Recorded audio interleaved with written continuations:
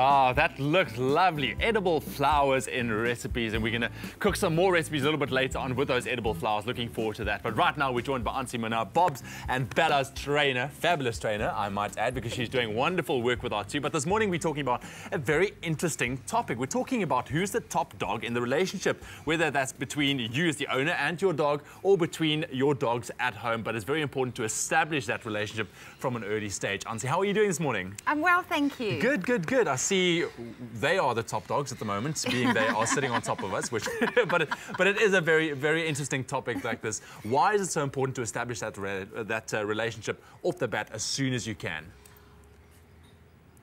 If your dog thinks he's top dog, okay, you're going to have problems because he will start to make, or she, the decisions yes, and the choices which are not going to be necessarily to your liking, and you are not going to be in control. Right. So, what we possibly don't realize is that we are creating whether they are or are not top dog through the communication we are giving. Okay. Now, communicating is not about English. I speak to dog, I communicate. No, it's body. It's body language. It's body. You don't even know you're communicating with your dog. Yeah. It's body language.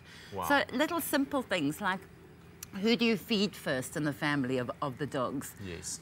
Because it's not just you being top dog, it's also within your dog, yeah, if you have more than one dog, who is top dog there? If you start feeding the wrong dog, the not top dog, yeah, first, you're possibly creating arguments between them because the top dog will vie for his position, yeah, because it's instinctive in them. Exactly. But to live in a hierarchy system. How do you establish who is the top dog? Let's say that you have a dog at home, you introduce a new dog to the family, and that dog seems to be also a little feisty dog. But how do you establish a relationship, and how do you maintain that to not get ugly? When you're first introducing a dog, that dog's going to need a little bit of time to settle down. He's not going to walk in there and say, "Oi, I'm yeah, here." Deal with it. Yes. So that will or could come down the line. So initially, you're not going to have that problem. Okay. You could have nervous dogs. You could have a whole host of other problems. But in terms of flexing his muscles or her muscles at that point. Okay. But later on down the line, what you want to do is, and you probably want to get a behaviorist in. Yes.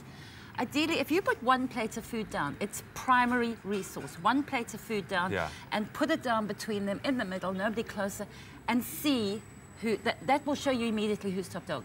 All right. Or whether you have a serious issue. So the one who starts going in there first and starts eating. And the one that's holding back. All right. That's what you really want to see, who's holding see, back. That will give you a clear idea of who right, is actually top dog and who you should be feeding first, who you should be patting first. I see. And it's something that you need to be very strict and aware about, because you can't change up that order, because that's going to confuse your dogs completely. No. Let's talk about their relationship. How did you handle them when Bella came into the picture? In terms of... Bella was a feisty little sausage. She is a little feisty one. You know, it's always a balance between the people in the family and the dogs. And given the nature and character of the people in the family, you need to do what works all round. In Bella's case, it was almost easier to just let her become top dog, be what she is at such an early age. Yes. You could argue that she should have been kept in her place as a youngster while she was a puppy.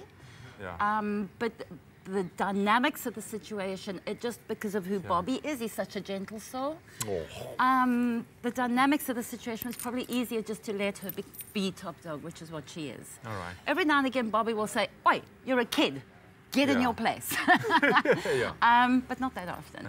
Is it advisable for viewers at home who's got the problem with two dogs, who's the top dog, who's not the top dog, to let them sort out their own issues in a way and establish who's the top dog, or should you kind of always trying to keep them apart? Between two males, it's, in my opinion, a good idea to let them have that fight and let them finish it. Do not stop it. Yeah. If, however, you've got two dogs that are of the same strength and size and there's never going to be a clear winner, yeah, you're faced with a little bit more of a problem, and you definitely want to bring in a behaviorist. Exactly. But if you've got two dogs that are very different in size, yeah, you probably should let them fight it out, because in the situation of males, they only fight for dominancy. Exactly. As the minute one is given up, that's it.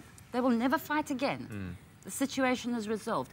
2 females, slightly different scenario. Oh, is it? Again, you probably want to bring in a behaviorist. Very slightly different scenario. But I mean, this just shows how important it is to really also consider the type of dogs that you do put together if you are adding to your family, and also to establish that top dog relationship between owner and dog as well, because if you have a big dog, you can end up fighting with that dog, or that dog can actually start attacking you because he wants to dominate you. Or he can cause absolute havoc in your dog family if you aren't in charge. Because if you are as top dog and seen as top dog by the dog, if you are saying, no, this is where I draw the line, these are the parameters that you operate within, and that is the way it is, then you're going to have peace. You're going to have peace, and that is what we want in our household, just like we have peace with our very own Bob and Bella. Some food for thought this morning when it comes to our lovable furry friends. We're going to take a quick ad break. Don't go anywhere.